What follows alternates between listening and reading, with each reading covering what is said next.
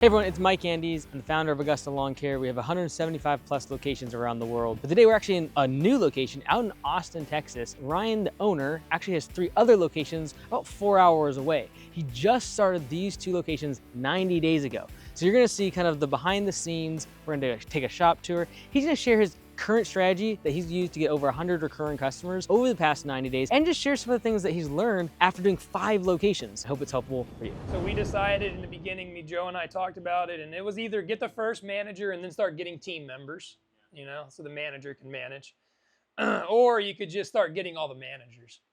And what we thought is managers are salary, so for one, it'll be cheaper for us than P4P. Surprisingly, our guys usually out-earn their managers during spring. Also, we know we're pricing competitive. Like if I need to go to 35, I will right now. I just want to get the yards, get the density so the managers aren't so worried about the P4P percentages once they learn it. And then we thought if we could have all the managers meshing together after 1 year, working together, doing projects and bids, you throw a team member in and they're in the culture. Those guys are used to it. The leadership seems established. You seem stable. And so we thought, let's try that. That's why we did 3 at once. Get all the managers, then bring the team members. Also, for me and Joe, it's nice that the only people you're relying on 4 hours away are all manager. Right. Not that your team members are lesser caliber, like I rely on them all the time, but it's nice to know, like, hey, you're the guy in charge. Like, this falls on you. I'm sorry, I'm far away. Yeah. So so basically like about 50 budget hours. Says what, almost 100 recurring customers? Yeah, we're over 100 in Kyle, but we're like 90% plus biweekly, so it takes a high count. Got it. Very high count. You count budget hours more than you do Customers, because like realistically, for say your northern locations that require weekly mowing right now, they're bagging. They need half of what we need. We're probably 95% biweekly. Really?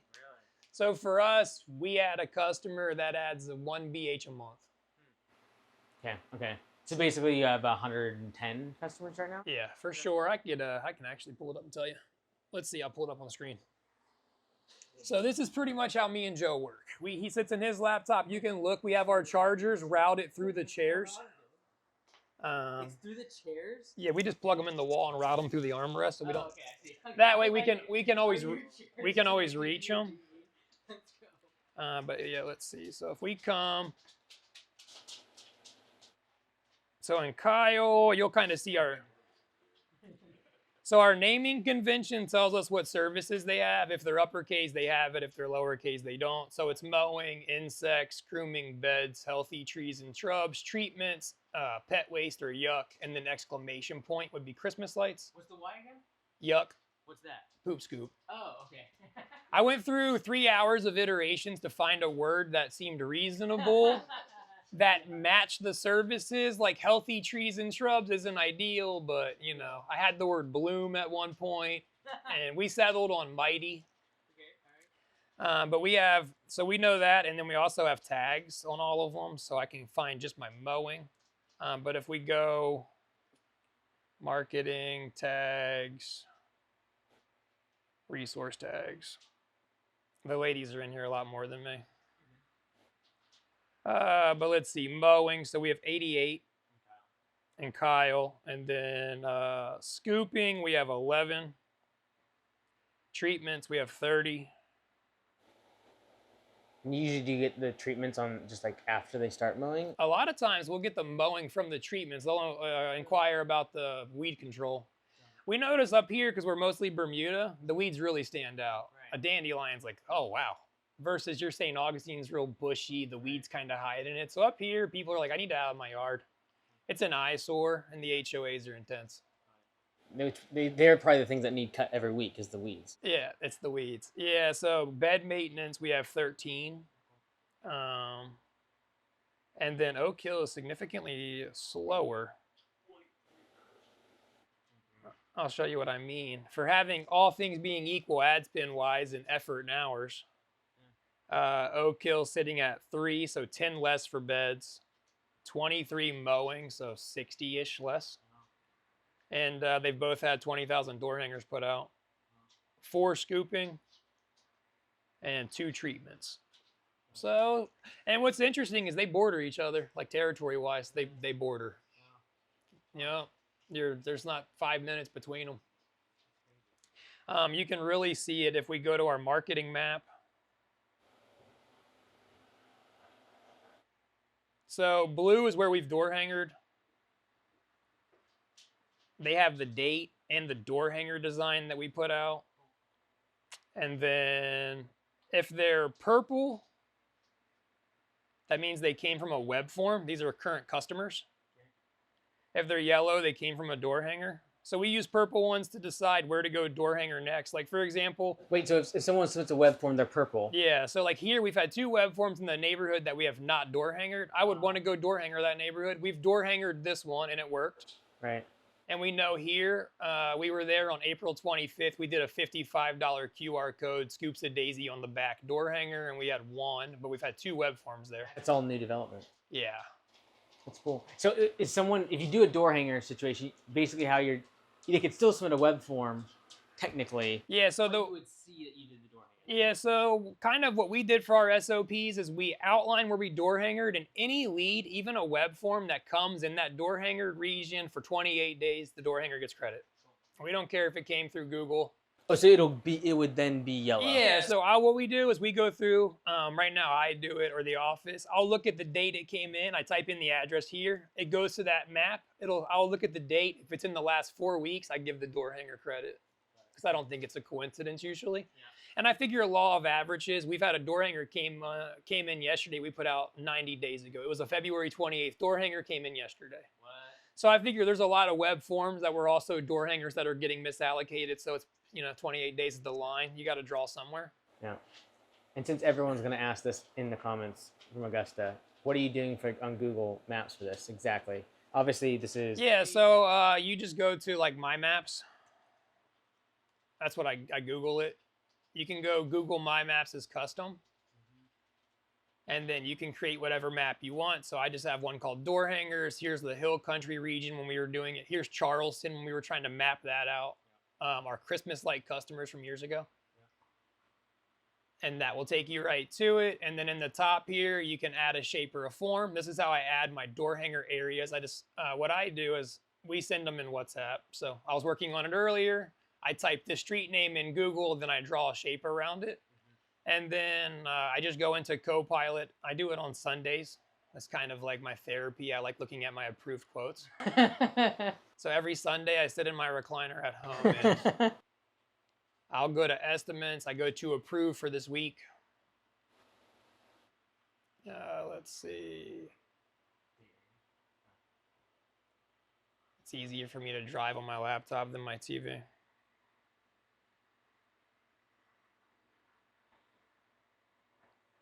Hey, one nice thing that we could tell Josh in my video is we have this week, on one of these, we don't have last week. I think it's on the dispatch board. We have this week, we have next week, and no last week. Last week is my second most used. Because I'm always like, I'm really worried about making sure last week on the dispatch board is fully closed. Next week is next week's problem. I'm looking at this week and last week. But let's do this week.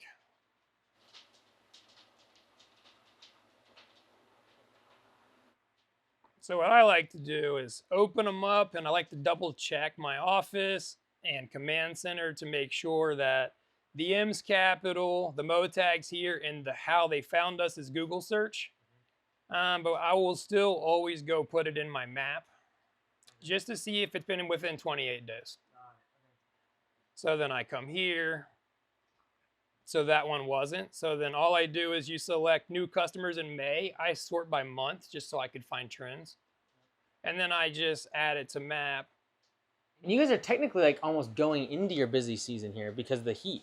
Yeah. That's like, so I was talking with the guy this morning. He was like, well, actually, like we're like in the thick of, if not going in. Yeah, homeowners are going to drop off. Also, your other customers, your other companies become less reliable because their employees drop off. So their service is worse. So customers shop summertime. So you really got it. So you have spring rush. Everyone's starting, but when it gets hot, and they're like, when it gets hot and everyone's like, oh, it's not 70, it's 100. Then all the new employees quit, and then they miss service, and then we pick up. So our biggest goal in the summer is to never miss service. Yeah, it's the only way we can lose. So then you add this. You would add this one in here. Yeah, and then what I do is it already has the name. I just leave the name there, not too worried about it. And then I just edit it. I make it purple and I make it a star. And there's no particular reason. Purple's Brittany's favorite color. I do a star because I like the house icon for the door hanger. And I do the star because it's also in the quick menu. I don't got to hit find more or nothing. But yeah, so I just sit here and I go through these one by one every week. It's same thing here. I'll look. He's got the Mo tag. It's a Max AI origin lead. Google search is in here. So then I'll just make sure that they didn't Google us after they got a door hanger. And then I have a separate Excel sheet where I have all of our door hanger designs we've used with A, B, C, D, and then we have Brittany in the office counts how many of each door hanger because we're putting them out in 10,000 batches, so we know how many of each one we've gotten back. Do you filter like the 3 designs at the same time, or mostly just like, hey, we're doing the simplify one? We just run them in batches. Got it. So have you seen a winner at all? So yeah, I mean, there's always a winner because we've done 3. So the second one was better than the first one. And we changed the price a little, but also the design. We got rid of weekly, bi-weekly, went one price. I already, on this one we're running now, like we're not even maybe 20% through, but I know I want 1 QR code next time. I don't want 2. I don't want the name, address, phone number because everyone's doing the jot form. They're not typing it in.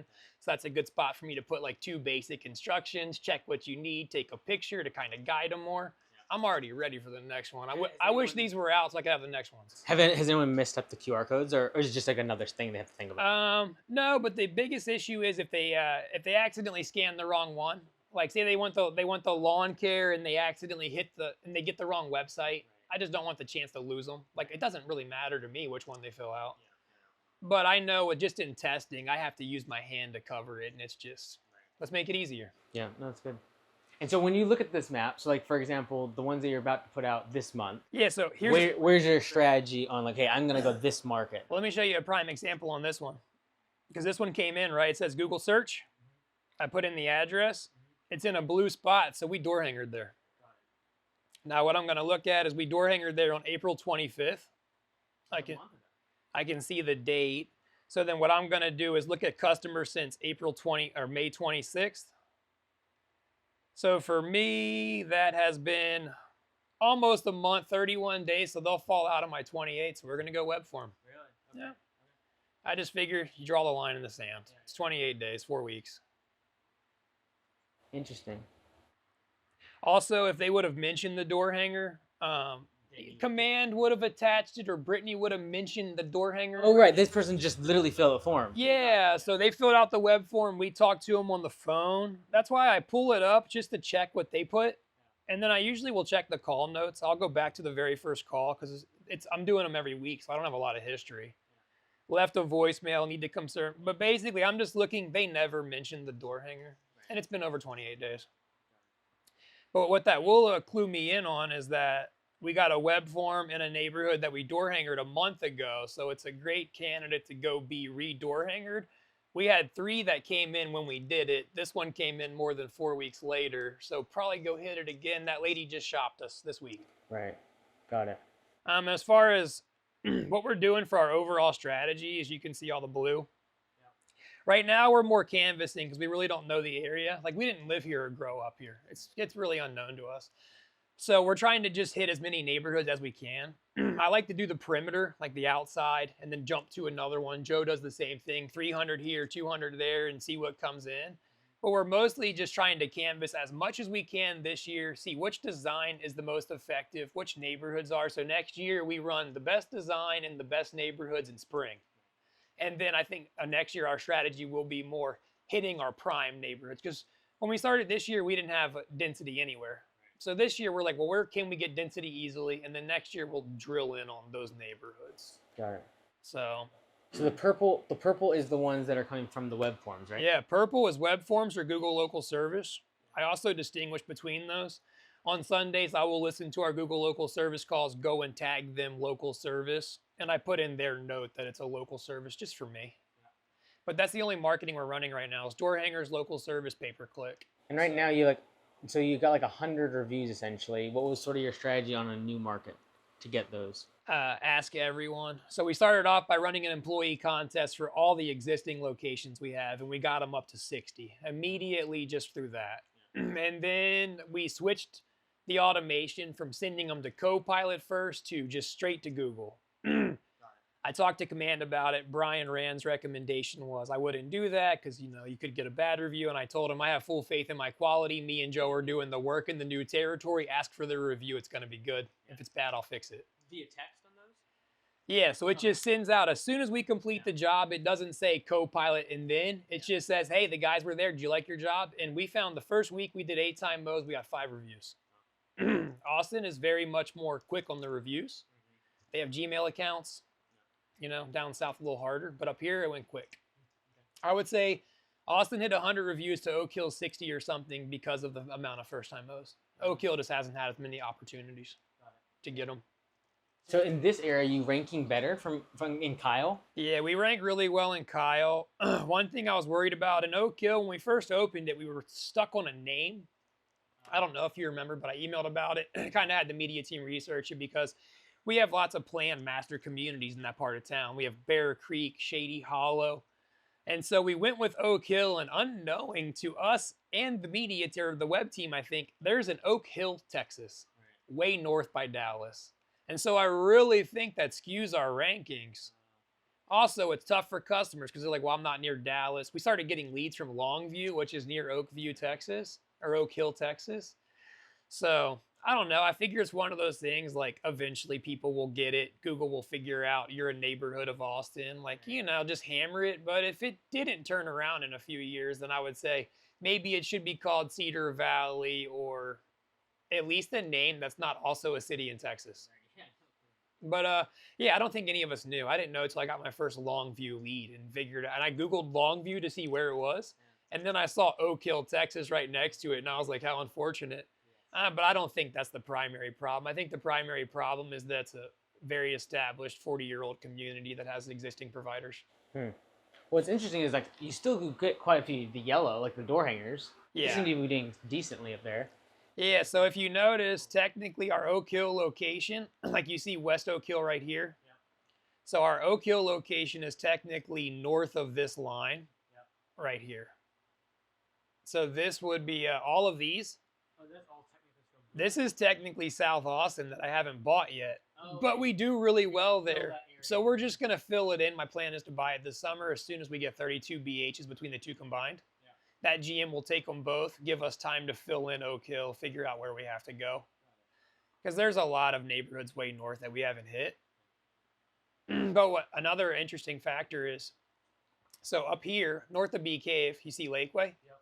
So this is another owner's location. He kind of borders all these lakes. He is also very slow growing. Same thing, low customer count, higher average lifetime value per customer, bigger properties, $1 million estates. But his lake properties border our Oak Hill properties that are taking off slower than all the rest. So I think it's a trend up there. We also have territory maps on here we can turn on. Are there bigger like players up there, or just like longer established? I don't think there is. I think there's actually smaller companies that like, hey, we have 3 guys that spend 3 days at this 5 acre that's fully groomed, and they have such a reasonable price, like my man-hour rate. They're almost hiring a personal gardener. He does 5 houses on the street. I don't know. Much more personalized service. But yeah, so this is technically our Oak Hill territory. You can see how much that we have not. We don't rank at all over here. But it's also a brand new website. I wonder if Cedar Valley would work better. Like, do people in that area think of it as Cedar Valley? Yeah, so Craig's been here 5 years. He's from Ohio, but he knows the area way better than me. You can come over here. What do you consider it? Like, do people from that area be like, I'm from Cedar Valley? They still say... Yeah, like if you live anywhere up here, what would you call it? Well, there's Bee Cave. A lot of people know Bee Cave as Bee Cave. And they Right. bounce around this area there. This area, South Austin, mostly, right, to be honest. That's why we think... South Austin. A lot of people know this area that's like past the Colorado River. All this is South Austin. Do you think if we buy this territory next and we name it South Austin and we leave this one named Oak Hill, that we would still attract the searches for South Austin and we could just funnel them to our right CRM? Yeah. Because this is the future South Austin that we're going to buy. It's already mapped. We have it right now named Mancheck, but that's the one we're going to buy. Maybe this is the one we already have. South Austin, and then, I think he might be right. Cedar Valley. Cedar Valley. Because I mean, I don't know this it's section. it's easiest to update in the beginning. But if you look, so here's Kyle, Buddha. You see how close they are? They literally border right here where our shop is. So our shop, we're sitting right here, give or take. So we picked this, like I said, I picked the shop before I bought the territories because I could go on this tollway. If you look, this is the 45 tollway. Traffic flows great. Our shop's right here. So we drive out of here. We hit the toll road right here every morning. We go straight to go South Austin, south 5 minutes to Kyle, north to Oak Hill. And I can show you around outside, but we can dump here and everything else. Yeah, that's super cool. So you have more space in the back? Yeah, 3 acres. Oh, it's sick. And you get all of it? Yeah, so no one else uses it. I wouldn't say like technically in our lease we have all of it. Right. But you have plenty of space. Yeah, we dump and burn debris. Our landlord burns debris. He looks like he lives out of the trailer. It looks like an office. Yeah, he I'm lives like, out of the dude, big you house just in the roll that front. back here and be like a shop space. Yeah. Yeah, That like so- semi truck with the glass windows. Yeah, but yeah, I think Cedar Valley might work, but I think naming the next one South Austin will help a lot. You can even see Google kind of calls it South Austin. Right. Yeah. But yeah, I don't know. I've been really dialed in on the grand marketing up here. Not so much like a strategy like, well, this neighborhood because of these metrics. It's more Right. like this many door hangers per week. They work. It's volume. Mm-hmm. Which I think up here has been so successful because we don't get stuck in the weeds. Yeah. Yeah. Even like, my first year I did 500 postcards, right? I bought a brick. I followed, honestly, shout out Jonathan, Florida Turf Pros, if you see this. I stole his design with the hearts and his family. I talked to him via email back in 2017. We started the same year. Oh, wow. Yeah, so I still communicate with him sometimes. But I copied his design, slapped my family, made the whole thing in Photoshop because he didn't have a template for me. So I just took a screenshot and just copied it. And I went and I put them all out and got no customers. In hindsight, I know I went to a terrible spot now where I went. But I thought, man, I did 500. They didn't work. Door hangers are dead, right? Paper media's over. Did you do postcards or door hangers? Postcards. Okay, got it. But in my mind, it was paper media. It's all the same. Didn't work. I knew it. What a waste. Let's copy Jonathan for nothing. But up here, like we don't do a batch less than 10,000. And my first year, I was like, all right, never did door hangers for 7 years after that 500. I just didn't do it. I wrote it off. I started spending tens of thousands on Google, though. Hired agencies, did all of that. Up here, we'll go do them. Like, we probably put out over 1,500 for the 3 of us today. If I don't get a single call, like, I'm not any more upset tomorrow doing my 500. I know I got to get this 10,000 out. We'll go to the next design. I know the iterations that I want to do. I know they work because I take the time every Sunday. Like, this is just your mental peace of mind because, like I said, we had one come in yesterday from February 28th. If you're not tracking it, you're never in your head going to give yourself credit for that one. I would never believe you. So when you put them out, like, what would be the benchmark for you in terms of number of, like, let's say you do 1,500, none come in. So let's say that happens for 3 weeks. Like, what's the benchmark of, hey, we need to be getting like one customer every, is it 500? Is it 1,000? What's the math make? I can tell you in the Oak Hill area, there's a big master plan community called Circle C. It's 6,600 homes, give or take. You looked up, Joe? We hit every one of them and got nothing. Yeah, we haven't been back, so around that number, 0. 6,600 houses, one master community. We even verified that like one company doesn't mow all 6,600 or something. That would be wild, but yeah, no, they're all individual. We talked to one homeowner in there. Joe talked to him. We got 1 yard after we talked to him, and he didn't do bed maintenance. He said he was paying 50, so we matched the price. But yeah, out of 6,600, and once we figured out that they do hire people, it's not us. The door hangers didn't work, and it's not a neighborhood I think I'd go back to. Right. But it takes that many. Yeah. I don't know. I hit them all once. Yeah. I think if you're new in an area, just hit every house once, man. Why guess what works? Just hit them all, and then look at your map. Yeah. I have plenty of neighborhoods on here I could zoom in that we don't have a single house in. You can see, like, there's not one yellow mark in all these blues. We hit all those neighborhoods. And then you come down here and you'll have 14 in one neighborhood. I mean, I was showing them earlier. We have 2 big neighborhoods across the street from each other. One did really well, one didn't. One thing we did is we started by our shops. If you notice, they're dense here. Yeah, these ones. Oh, wow. So all that separates these is the one main road that runs through town, 1626. We had this many come in this neighborhood on February 25th. We had 2 come in on this side of the neighborhood on March 1st. Now that was like one day probably. Yeah, we hit them. We hit these over the course of 2 days. It's probably about, I don't know, 1,500 houses. You have to really zoom in to see, but they're dense. Oh yeah. And then this one was the following day, or days, 2 days, give or take. Yeah.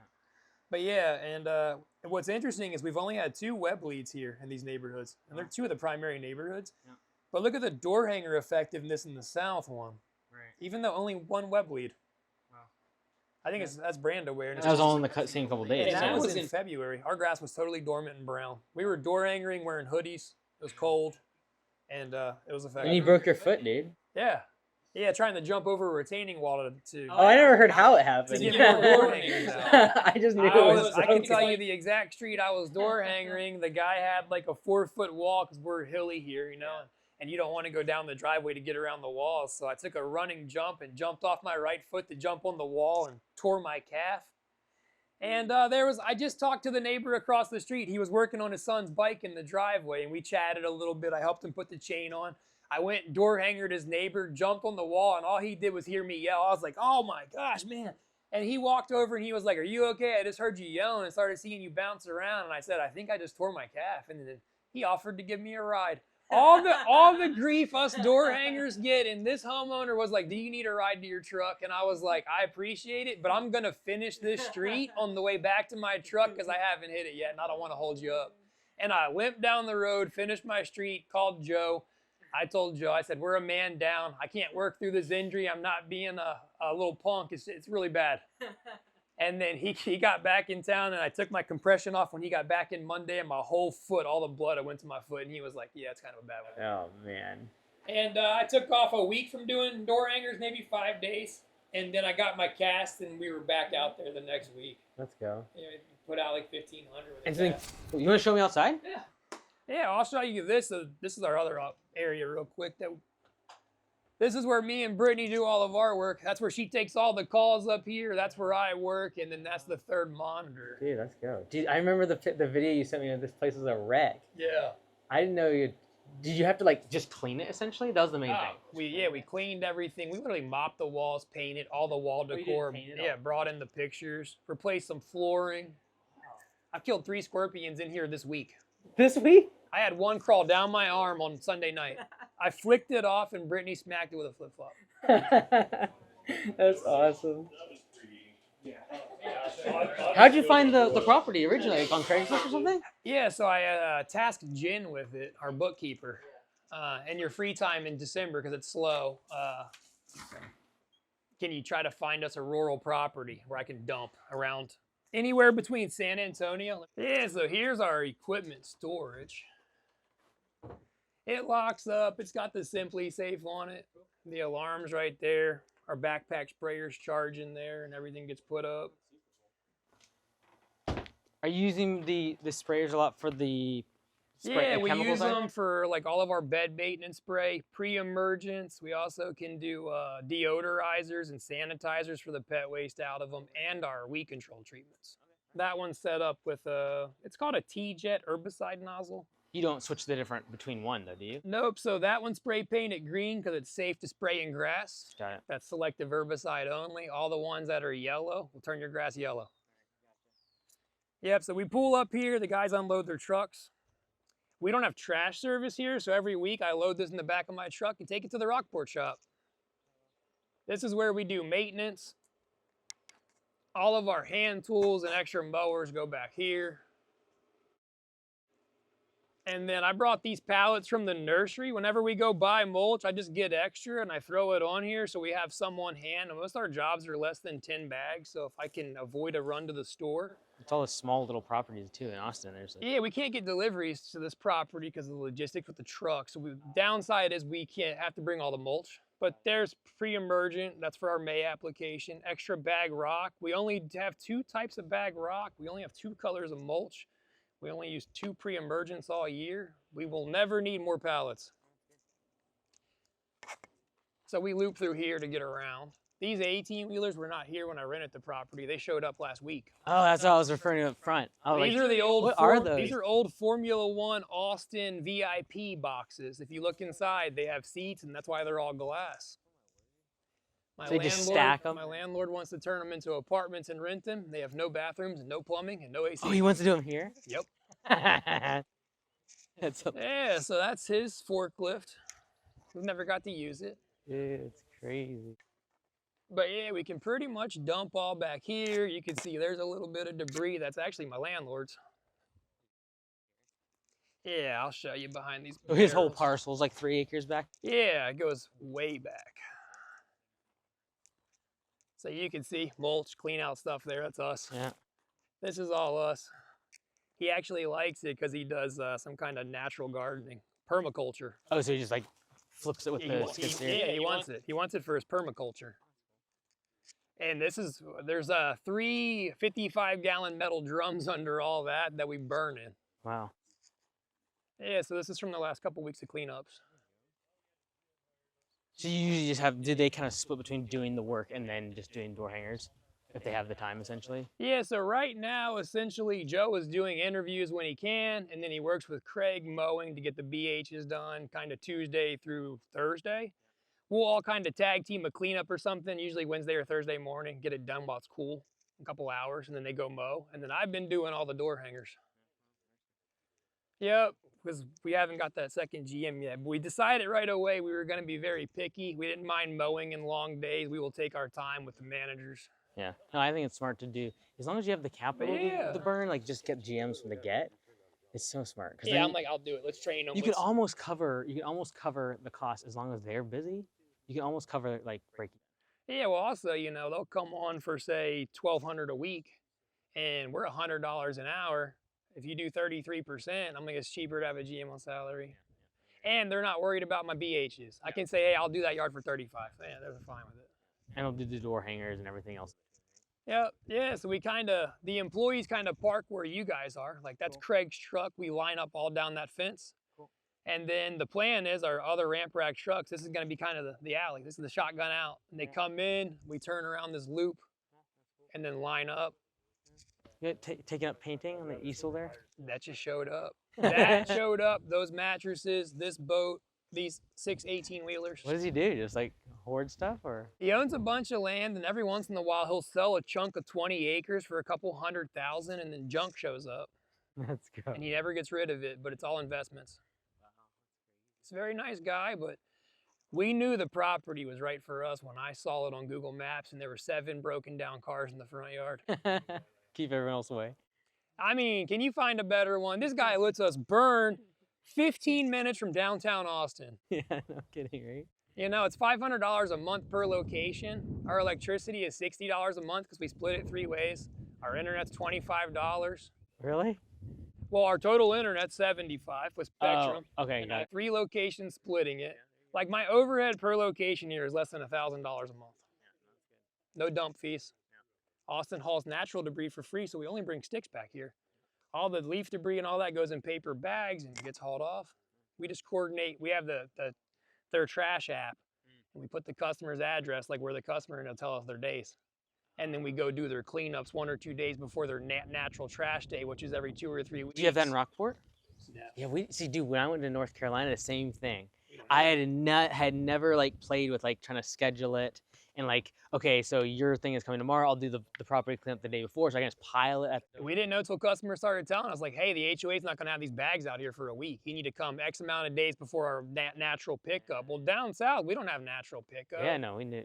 You have to take it to the dump. You load it up, you drive there. So here it's like, man, I just got to take paper bags to a cleanup as long as I'm there on the right day. So it does have to be in the bags. Yeah. Yep, in the bags on the street. And I think most customers are allowed 15 on their pickup day. Even in Charlotte, there's certain neighborhoods, they would actually come with a crane, like a little crane grabby thing, and you could just pile stuff. That'd be super As nice. long as it was under, I think, like 6 feet. They would come along and just pick it up. Dude, I was like, that's half the cost of a cleanup. It's just me hauling this all out of here. You want to see how far back this goes? Oh, sure. Do you think he'll mow this eventually and like put more stuff? We had it mowed. This is a walk. There's a sweat lodge back here. But yeah, I saw the property and I was like, man, right on the toll road, all this junk this close to town. You've been driving around here the last day. Everything's developed. This is so rare. Yeah, yeah. What is this? Is this considered a city, this part, or is this county, like kind of like out in between? I have no idea. I just know he said he's the only non-deed restricted property left in this neighborhood. I'm sure he's proud of that. He is. And the sovereign nation license plates. That's crazy. So I knew when I had a landlord who's like, I don't follow government rules, that he wouldn't mind if I dumped and burned, and we're his kind of people. Yeah, there's his sweat lodge. He covers up. He has a shaman that travels from New Mexico twice a year and does sessions. What? Yep. Wow. They do ayahuasca or some kind of paste or something. That's great. Psychedelic stuff. But they burn all the rocks out here and heat them up and then carry them in there, and they cover it with their leather and whatnot. I'll show you their dystopian dining place too. Dystopian dining? That's how it was described to me when I came here. Oh, man. But yeah, I talked to Jen in the office, told her we wanted to come somewhere between San Antonio and Houston. And I was like, hey, just start looking anywhere down the 35 corridor for good shop space that we could run more than one location out of. And we came across this place. Through what? Like Craigslist? Facebook? What was he marketing it on? I think she found it on a realtor's website. And then when we called them, they said, oh, you got to deal with the owner. Oh, like, really? Like they didn't want to deal with the property. And we were like, Wow. all right. So then we called and then we showed up and it was an adventure. Wow.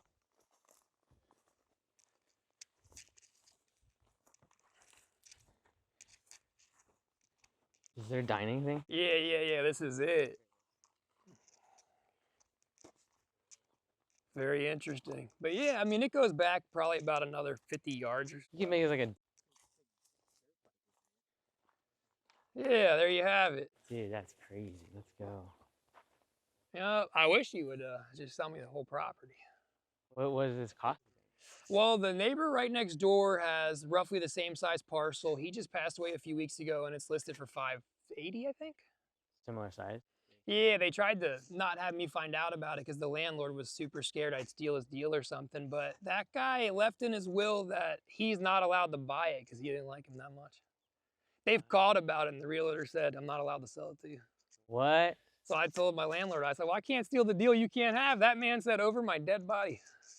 Wow. He literally said something about he had a big geodome structure in his front yard along with some other weird crap for like 15 years, and the whole neighborhood really does not like my landlord. So they put in his will that he cannot buy the land next door. What? That's... But yeah. Just when you thought you had bad neighbors. Like, yeah, in my will, I don't want my to buy it. Yeah, I have an automation set up to let me know if anything in this neighborhood comes for sale. Because I think even though it may not be deeded commercial, like I could get away with it on these 5-acre lands out here. We're doing it now. No one minds. If anything, we just mow the property. No one else. Hey, you'll be considered a good neighbor. Yeah. Yeah, I have videos of when we first got here I can give you of all the junk. But yeah, there's his beehives. Yeah, pollinators are a big deal. Wildflowers. We have the Lyndon B. Johnson, what's it called? Man, the president's wife. I can't think of her name. Her wildflower center's here in Austin. Okay. For the treatments of the chemical side, is it all spray or do you any granular? It's granular only for fertilizer and pre-emergent, and we spray only post-emergent. Got it. And then the mosquito thing is like, some people ask that too then? Yeah, so the mosquitoes I didn't know anything about, but I started talking to our Site 1 rep, and I was asking him about the mosquito programs. And then he kind of gave me some information. His name was Brad. I told him, I was like, well, how do I know that you know what you're talking about? Like, who do you represent? And he was like, well, we represent a lot of the mosquito franchises in Austin. And I was like, give me names. And he was like, Mosquito Hunter, Mosquito Joe. He named 4 of them. And I was like, all right. And I was like, and they buy this exact product? And he was like, yeah, they use ProFlex. They use the Intercare buckets. They use these sashes. They offer this misting system. Yeah. So I had him give me all the products they offer, and I got their programs. Yeah. And then I just took the best parts of each and made our own. When do they get like bad here, mosquitoes? Oh, in the next week after the Really? rain. Oh, really? Give it a few days. Really? You won't be able to stand out here. Really? Even during the day? You can hear them. They're so big you hear them. So like all summer long then essentially? Yeah, if it rains, anytime it's warm. Oh, so okay, so it's not like a seasonal thing. It is year round. Yeah, it's year round. I would say when it's below like 45 degrees, which is like 90 days a year, we don't have mosquitoes. Got it. Okay. Wow. Like December through March 1st, you're mosquito free. Really? Okay. Okay. Yeah, but in any time beyond that, if we get rain, then you're gonna have. And what is that usually? What is that? Those treatments usually cost like for the customer? I would say we do a monthly subscription. So an actual treatment probably cost us maybe $30 or less in material. The Intercare buckets, we pay $10 or $11 for the bucket. Okay. And then I think it's $3 for a sash, which is the powder you dump in the bucket once a month. Oh, so you just go there. When the guys go to mow, they put water in the little bucket, dump the sash in there and put the lid on it. It's $30 a month if they want the buckets. The actual mosquito treatment, the Pro Flex and where we miss the bushes, it's $40 a month, but it also covers fleas, ticks, cinch bugs, scorpions, spiders, because the cross-check chemical, just that's what it's labeled for. Really? So we're like, hey, it does all this, but we do it for the mosquitoes. And then there's Pro Flex, which is you miss the mosquitoes with, it gets on the bushes. Basically, that gets on their skin when they contact, they fly, it gets on the other mosquitoes, so it stops the breeding cycle. So does the subscription kind of have you do all those things? Yeah, so we spray all the bushes as part of your standard treatment. And then if you want the Intercare buckets, that's an upsell. Got it. $30 a month. Yeah, and well, it's per bucket. Oh, okay. Yeah, because we bring the bucket, we refill that bucket. Bucket covers 4,500 square feet. So most houses are one, but if they want to be extra, they'll put two, one in the front, one in the back. Yeah, but it's $30 a month per bucket, and they're the most effective, which is why they're the upsell, not the initial offer. Got it. No, that's cool. Yeah, the Pro Flex works great, but the buckets are the cherry on top. But yeah, this is it. I think out of this location, we could do $1 million a year. This is in the running for our smallest location. Our Corpus shop is very well, land-wise is smaller, house-wise is close. And they'll do close to $1 million. They did over $1 million last year, but we cut projects. Corpus did? Corpus is the one, like, Really? they'll rob you. Oh, that was the one with the and you had all the cameras on it. That's the one with the 10-foot metal wall. Yeah, the the dogs. So yeah. There's been 8 break-ins on the road our Corpus shop is on in the last 6 weeks. What? 13 catalytic converters stolen. The restaurant across the street broke into, and no one's touched our spot. It's been so bad. The landlord called me in January and asked me if I would like to buy it after he refused to sell it to me before. Really? Yeah, 3 years ago I didn't want to rent it. I wanted to buy it. He said no, and now he's like, "Are you still interested?" Because no one else is. And I was like, "Yeah, it works for us." You think you were gonna buy it, or? Yeah, I think I could probably get it for $70,000. It's literally an 8,000 square foot lot in the middle of town. Oh yeah. It's got like a fallen down old barber shop, but it works. Does it have plumbing? Yeah, it has AC, plumbing. Grand. Yeah, I mean it's literally, it's not much bigger than this little front area. Yeah, yeah. Oh, it's really small, but it's. I could fit 10 ramp rack trucks, worst case scenario, stacked in that little land they pull out every day. Yeah, that's crazy. They don't got room to dump or any of that, but if we Who's running that one? Josh. It was Josh. Okay, cool. Yeah, Josh added the most customers last month out of all the locations. Wow. Good for him. He's killing. That's good.